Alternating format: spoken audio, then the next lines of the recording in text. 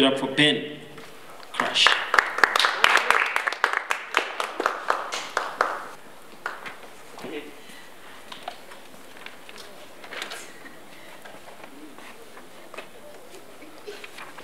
So the title of this poem is Scarred Interiors.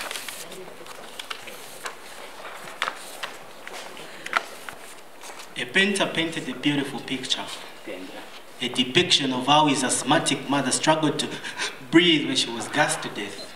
But the boys who knew all the sons were not around but still went for her blood. The people that stumbled upon this work were happy and proud. A musician sang a conscious, sorrowful song as they reached out to the masses. They were all on the low as they danced his cries away and only said to themselves after he had passed at Sembe, Tinamvelela. An actor was compelled to kiss and caress a woman other than his lawfully wedded wife while pretending he was enjoying and meaning it, when it was only the flatness of the belly and bank account that made him go against the very values he grew up to uphold. A poet buried the story deep in his lyrics as a subliminal message not only to raise awareness but also cry for help. Society overlooked the last part because they saw impossibilities in popular men being so vulnerable. Are you telling me Sheriff can be broke? I said, Walla, yeah. Artists give snapshots of their lives. They advertise the beautiful moment you want to see, but when someone only shows you A and B, can't you see? They put the ugly struggles deep in their work that you have to care to notice. I know this. The people snap more when I tell my funny real life stories. I make them relate, they say. I should never relent, they say. I'm not asking you to feel for me, but how about just some juice? For the times I couldn't rest. I couldn't even drink water, but only concentrated on the grind.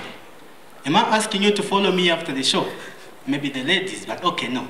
All I'm trying to do is open doors to a life of an artist, a public figure, so that you may enter, see, and figure out and know all that glitters is gold. God knows how ugly carrying the weight of a nation's problem can be, but all we admire are the free international trips and Eagle One car. Take, for instance, me. I traveled a distance to have you see me kill this show without really feeling bad. To have you snap. To have you snap all you want without really being mad. It's hard to imagine that a poet can memorize rhymes, perfect gestures and flows so that his performance can be flawless as he presents it to the kings and queens. But what if the audience thinks the performance is a flop? What if the audience doesn't think that he was only trying to tell them about his flaws? Lonely Wolf is nothing short of a wonderful piece. I mean a wonderful piece. But what do the people say? But of course, Mwelwa is always on course. I'm sure the story wasn't his. And of course, him and TMC may not be exchanging sisters, but they are definitely brothers-in-law. Other times I don't have the guts. I mean, I always do, but I don't have the guts to open up for all to see and witness how it takes me 7 days just to accept my weakness.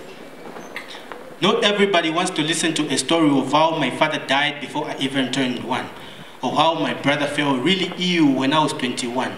So I have to show up on stages prepared to conjure smiles in the listeners without caring about the truth in the punchline. Prepared to see middle fingers caressing thumbs as I stand on elevated grounds telling lies. I said telling lies. That one over there says, it's okay, give us the lies, spill the beans. Somebody asked me, how are you single with all these wonderful love poems under your belt?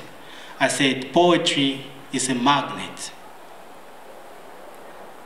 I may be in love with wood and plastic, which is to say, I'm a Zambian politician with a manifesto. Sharing the Victoria with the Zimbabweans doesn't mean I can force them to read it.